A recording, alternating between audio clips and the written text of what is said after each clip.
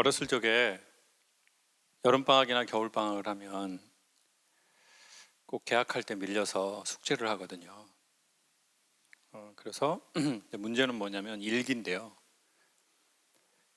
요즘 같으면 네이버에 그날의 일기를 알 수 있지만 갑자기 30일치 일기를 써야 되는데 그날 비가 왔는지 맑았는지를 모르겠는 거예요. 뭐 경험해 보신 분은 아시겠지만 그때 그 먹먹함이 있습니다. 어디서부터 스토리를 지어내야 하나. 날짜는 모르는데 일기는 모르는데 뭐라고 쓸까. 저한테는 그런 숙제가 있었는데 그게 아버지하고의 관계였던 것 같아요. 아버지하고의 관계가 문제였는데요. 그게 문제화가 되는 게 있고요. 문제를 갖고 평생 사는 경우가 있는 것 같아요. 이게 무슨 말이냐면 분명히 나한테 문제가 있어요. 근데 문제화가 되기 전까지는 그냥 안에 깔려 있는 거예요. 잠재적 문제 요소로요. 근데 그게 어떤 경우가 생기면 내 안의 문제가 바깥의 어떤 자극과 만나서 이제 문제화되는 거죠. 사건이 되고 사고가 될 수도 있거든요. 그게 이제 저는 뭐였냐면 나이가 어릴 때 내가 어떤 역할이 없을 때는 그게 문제가 크게 문제화가 잘 안 되는 것 같아요. 근데 나이가 먹고 결혼을 하고 아이를 낳고 사업을 하고 이렇게 해서 하나 둘씩 자기의 역할이 생기면 내 안에 문제로 있었던 게 이제 그 역할과 만나서 문제화가 돼버리는 거죠. 저한테는 그게 아버지와의 관계였던 것 같아요. 일단 1번은 결핍. 아버지에 대한 결핍이 있는 거죠. 그리고 두 번째는 좋은 아버지가 뭔지를 모르는 거예요. 경험을 안 해봤으니까. 고기도 뭐 해본 사람이 맛을 알아요? 먹어본. 왜 놈은 꼭 붙입니까, 선생님? 거기서 연은 안 붙이고 왜 사람들이 안 좋은 거는 꼭 놈을 갖다가 붙이더라고요. 고기도 먹어본 놈이 맛을 아는 것처럼 부모의 역할도 경험해 본 사람이 자연스럽게 역할을 하는 게 있어요. 자기가 그걸 받아봤으니까 이럴 때는 이렇게 하는 거야, 이렇게 생각하는 거죠. 네. 근데 그걸 모르는 사람은 일단 먹먹한 경우가 있고요, 어색한 경우가 있어요. 그러니까 이렇게 해야 되는지는 알겠는데 어색하거나 아니면 아예 모르는 거예요. 아니면 예를 들면 이런 수도 있어요. 나는 우리 아빠처럼 살고 싫어. 나는 우리 아빠 같은 사람 만나기 싫어. 나는 우리 엄마처럼 살지 않을 거야. 근데 예를 들어 이런 게 있어요. 아버지가 술을 많이 잡수시고 폭력도 행사하시고 노름도 했어요. 그러면 자기는 이제 술도 안 먹고 노름도 안 하고 폭력도 행사하지 않아요. 그리고는 자기는 되게 괜찮은 사람이라고 생각할 수 있어요. 근데 그거는 원래 하면은 안 되는 거지. 그걸 안 했다고 해서 훌륭한 인간이 되는 건, 괜찮은 인간이 되는 건 아니잖아요. 근데 뭐에만 집중이 돼 있어요? 오직 그거에만 집중이 돼 있는 거예요. 마치 내가 칭찬을 너무 받지 못해서 내 배우자는 괜찮다, 돈 안 벌어도 돈은 내가 번다, 그러니 너는 아침부터 저녁까지 나를 칭찬만 해라. 예? 아침에 일어나면 자기야, 자기는 어쩜 이렇게 아침에 일어났는데도 예뻐? 그리고 출근하면 자기야, 어쩜 이렇게 직장을 바꿔가면서 계속 출근을 해? 자기야, 어쩜 그럼 자기는 자기 그 멤버를 그렇게 조져서 이렇게 또 퇴사를 해도 당당해? 이렇게 너는 나를 오직 뭐만 하라고요?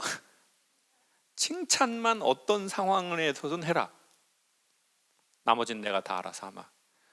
근데 이게 현실적으로 불가능하고 어렵고 되게 무리수를 주는 거잖아요. 자, 그러면 결핍은요, 되게 강한 왜곡을 낳는 경우가 있거든요. 그것만 보니까. 네. 그래서 아시겠지만 들리나요라고 하는 영화로 아버지하고의 숙제를 시도했어요. 그리고 아버지는 이제 귀가 들리기 시작한 거예요. 그 들리나요 영화 한번 저기 유튜브에 그거 이렇게 들리나요 김창옥 이러면 나오거든요. 근데 보라는 얘기를 못 하겠어요. 유료거든요. 자꾸 영업 때리는 것 같아가지고 무료라고 하면은 그냥 보시라고 그러겠는데, 그냥 한 사람이 그거 주문하고 10사람이 보세요.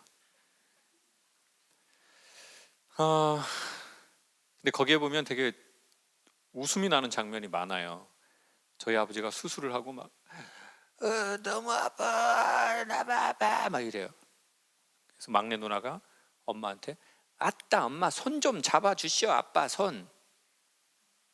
근데 엄마가 손을 뿌리치면서 뿌단디. 아유 엄마 좀 잡아줘 아빠 손을. 그랬더니 엄마가 아버지 어깨를 치면서 이렇게 말해요. 안 죽어.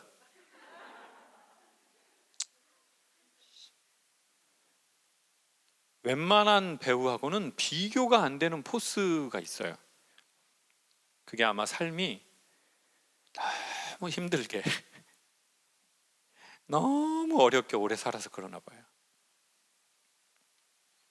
근데 숙제했어요.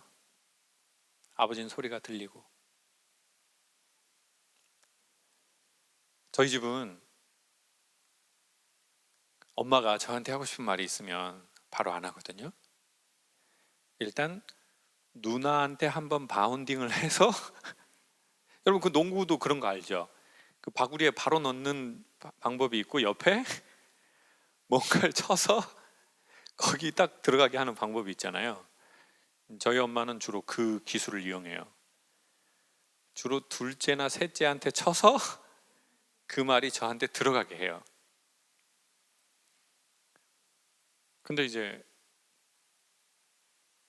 제가 한 두세 달 엄마 전화를 안 받았어요. 한 세네 번을. 저희 집은 언제 저한테 전화하냐면요, 저도 알아요.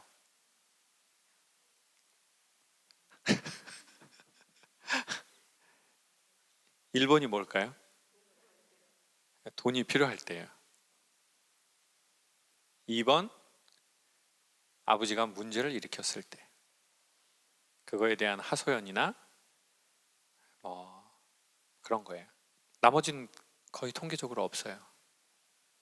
그래서 엄마가 여보세요? 그러면 어디냐? 엄마 뭐 강의하고 들어가. 장호가 일을 쌀쌀해라. 어떤 년만 좋은 일 난다. 쌀쌀해 일을. 엄마 뭐 일 있어?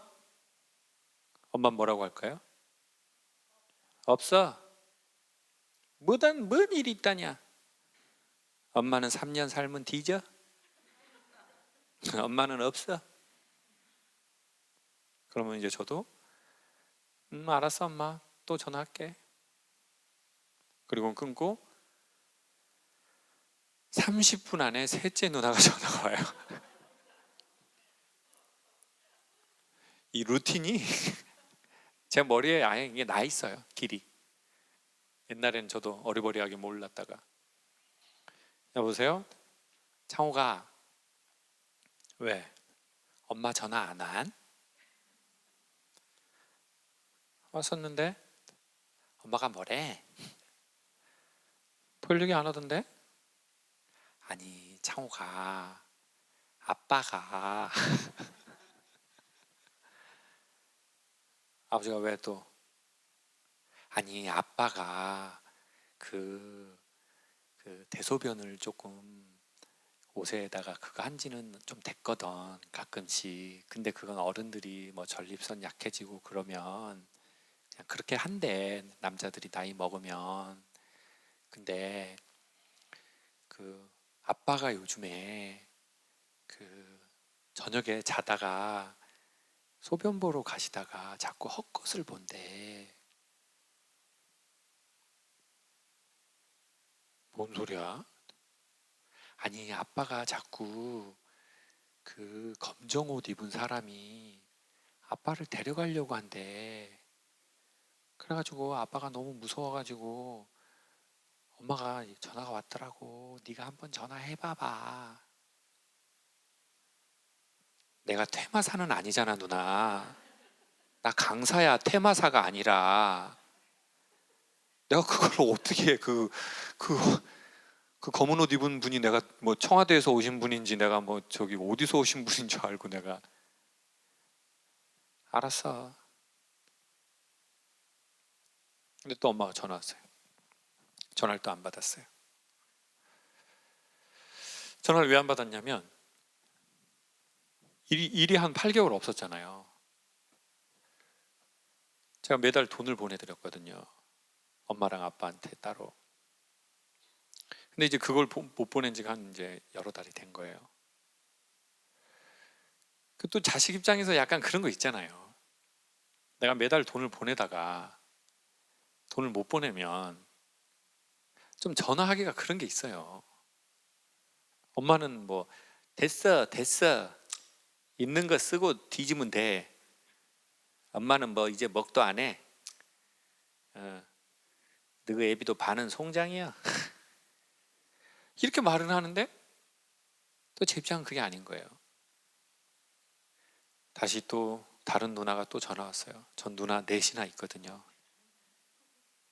아버지랑 각방도 오래 쓰셨는데 어떻게 그렇게 애들을 많이 낳았을까요? 제가 인식하는 때부터는 각방 쓰셨는데 애를 6명 낳으셨더라고요. 6번 하진 않으셨겠죠. 아니 뭐 그런 얘기하면 안 됩니까? 여기 다 성인인데? 내일 모레 50인데.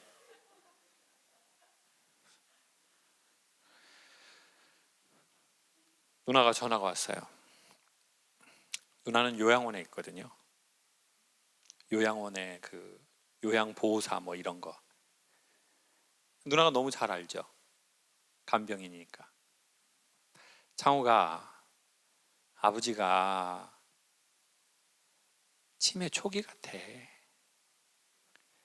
우리 맨날 그런 할머니 할아버지들 많잖아. 근데 치매 일단 들어서면 빨리 진행되거든. 그리고 아버지는 치매에 안 걸리려면 대화도 하고 사람들하고 어울리고 뭘 해야 되는데 아버지는 항상 혼자잖아. 엄마하고만 둘이 있고. 그것도 말도 안 통하니까 엄마하고 말도 안 하고. 그러니까 뇌가 활동성이 떨어져서 치매가 더 빨리 오는 거래. 아버지 그렇게 될 것 같아. 근데 치매 걸리면 어른들 그렇게 오래 못 살거든. 그러니까 바빠도 제주도 와서 엄마 아빠 보고 가라.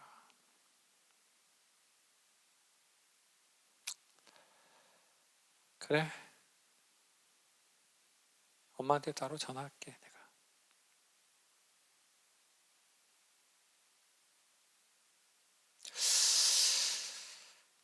불행 중 다행이다 싶었습니다.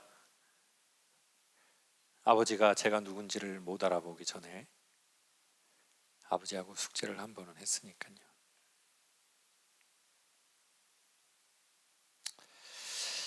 그리고 아버지가 치매에 들어가시겠죠. 치매는 되돌리긴 어렵거든요. 그리고 말씀드렸던 것처럼 아버지가 누군가와 교류를 해야 좋아지는데 귀가 안 들리고 지금은 그냥 소리만 들리고 언어를 구분하지 못하는데 그걸 어떻게 하시겠어요? 쉽지 않겠죠. 자식들은 다 자기 먹고 살기 바쁘고 엄마는 병들고 엄마도 글을 모르고 뭔가 묘한 생각이 들더라고요. 일단은 어쩔 수 없어서든 계약이 다가온다라는 불안감에 의해서든 숙제는 잘했다. 만약 그렇지 않았다면 이 상황이 더 힘들었겠다. 그리고 한편으론 아버지가 치매가 들고, 아버지는 글은 읽으실 수 있으니까 다시 저 들리나요 영화를 아버지랑 보게 된다면 아버지의 추억은, 아버지의 기억이 살아날까? 찍어놓길 정말 잘했다.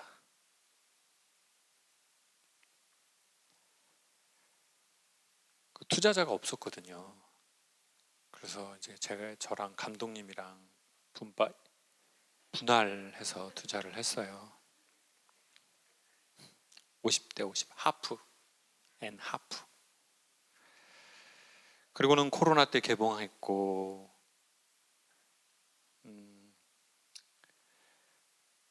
상영관에 어느 날 사람들이 얼마나 오셨나 가봤더니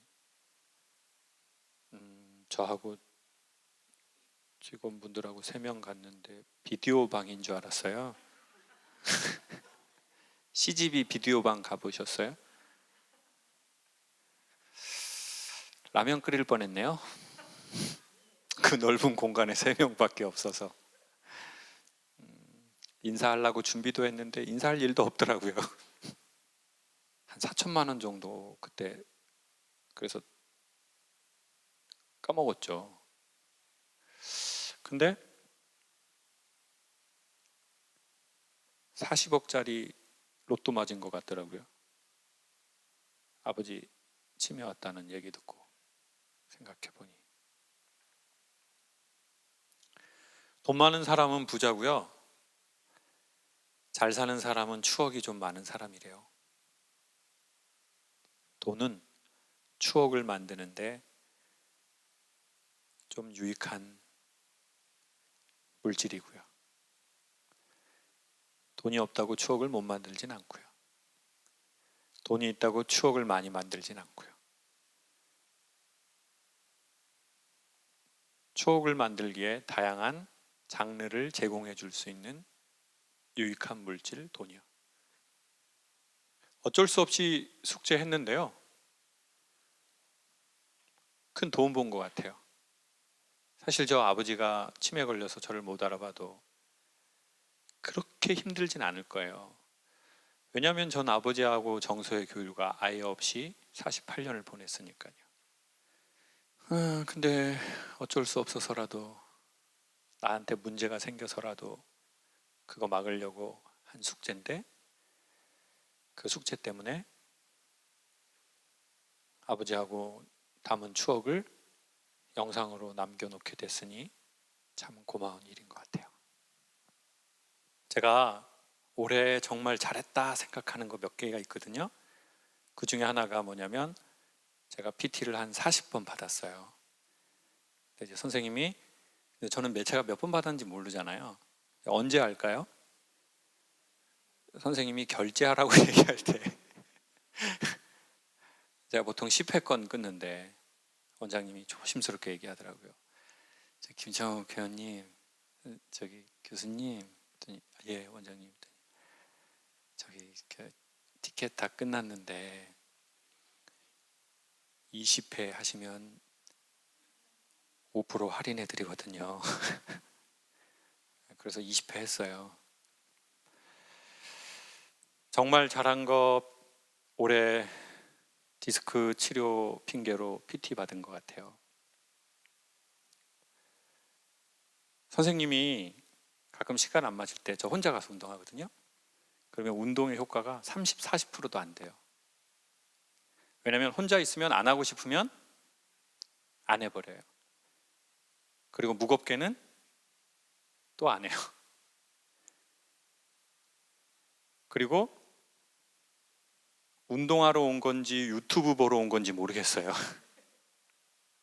뭐 한번 이렇게 들렀다가 또 유튜브 또 구독자 몇만 명 들어왔나 확인하고, 또 이렇게 한번 또 이거 들었다가 또 댓글 또 또라이 또 차단해야 되고,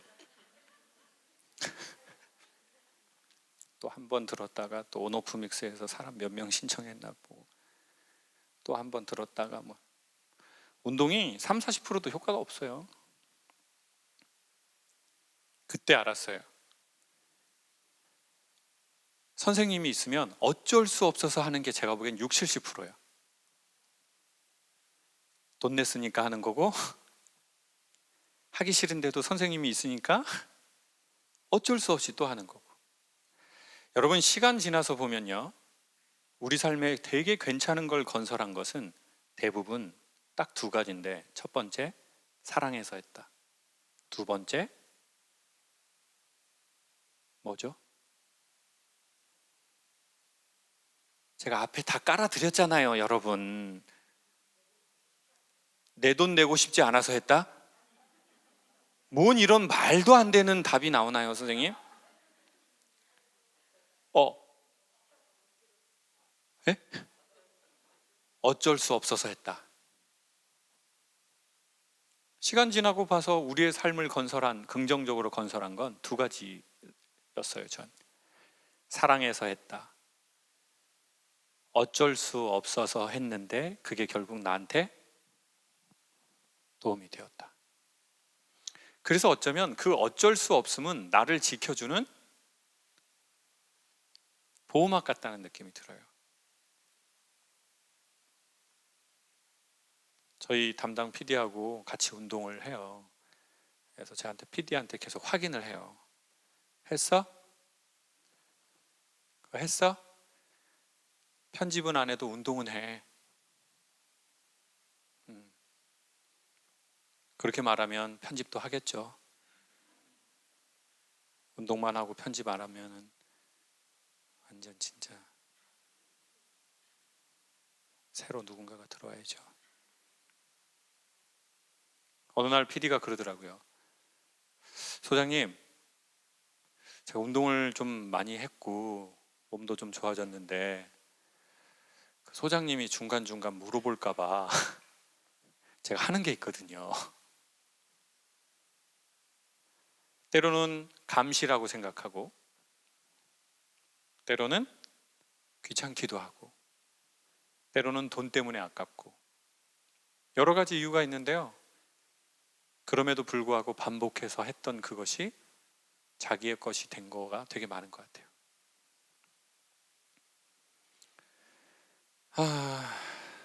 어쩔 수 없어서 개학이 다가와서 한 숙제를 아버지가 이런 일이 생기고 나니 하길 잘했다는 생각이 많이 드네요. 제가 숙제 얘기를 할 때, 인생의 숙제 얘기를 할 때 여러분 마음에 아무것도 걸리는 게 없다면, 바람은 그물에 걸리지 않잖아요. 만약에 제가 숙제 이런 말을 몇 번 드렸는데 여러분 마음에 아무것도 걸리는 게 없다면 여러분은 숙제가 없거나 아니면은 그것을 인지하지 못했을 거나 뭐 이럴 수 있잖아요. 근데 만약에 제가 이 숙제라는 단어를 꺼냈을 때 여러분 마음에 무언가가 그물에 잡히신다면 그거 해보시길 추천드릴게요. 생각보다 시간이 그렇게 없을지 몰라요. In the wake of the storm, I was shaken, I was reborn. I got another shot to make it to the top today. I'm pulling up the sutures, I'm ready for the future. I'm ready for the slings and arrows and the fortunes lost. And there's a voice that's buried deep inside my head. As it stumbled out, it said, hey, I got another chance. I was living like a zombie, head in a trance. Hey, hey, hey. And we're slow, and life is all you know. And when it flashed before my eyes, I realized this is everything.